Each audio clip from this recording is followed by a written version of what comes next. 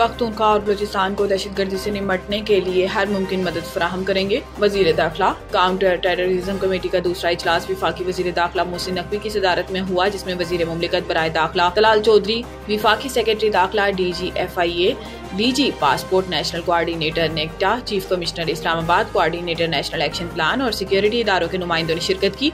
इलावा अजी वजीर कानून पंजाब मलिक सुहेब अहमद, मुशीर इत्तलात खैबर पख्तूनख्वा बैरिस्टर मोहम्मद अली सैफ, वजीर दाखिला सिंध जियाउल हसन लंजार, वजीर दाखिला आजाद कश्मीर और वजीर दाखिला गिलगित बल्तिस्तान के इजलास में मौजूद थे। तमाम सूबों बशमूल आजाद कश्मीर और गिलगित बल्तिस्तान के सेक्रेटरी दाखिला और IGs ने जूम के जरिए इजलास में शिरकत की।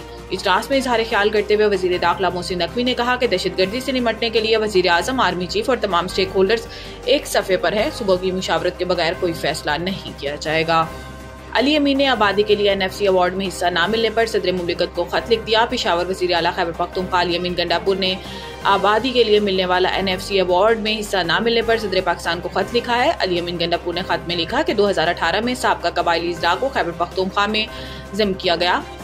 इजला के इंतजाम से सूबे की आबादी में 57 लाख अफराद का इजाफा हुआ, लेकिन अभी तक इस आबादी के लिए NFC अवार्ड में हिस्सा नहीं मिल रहा।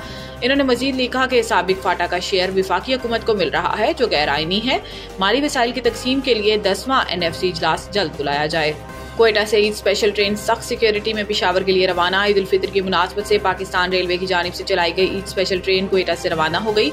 बलूचिस्तान में जाफर एक्सप्रेस पर दहशतगर्दों के हमले के बाद कई दिन ट्रेन सर्विस मुअत्तल रहने के बाद गुज़िश्ता रोज शुरू हुई थी, जबकि आज ईद स्पेशल ट्रेन भी सख्त सिक्योरिटी में कोयटा से पेशावर के लिए रवाना हो गई। रेलवे हुकाम के मुताबिक 9 बोगियों पर मुश्तमिल ईद स्पेशल ट्रेन 400 मुसाफिरों को लेकर पेशावर के लिए रवाना हुई। ट्रेन की हिफाजत के लिए सिक्योरिटी के फुल प्रूफ इंतजाम किए गए हैं। म्यांमार और थाईलैंड में जल्जले से हलाकतों की तादाद 1000 से मुतजाविज, सैकड़ों ताहाल लापता।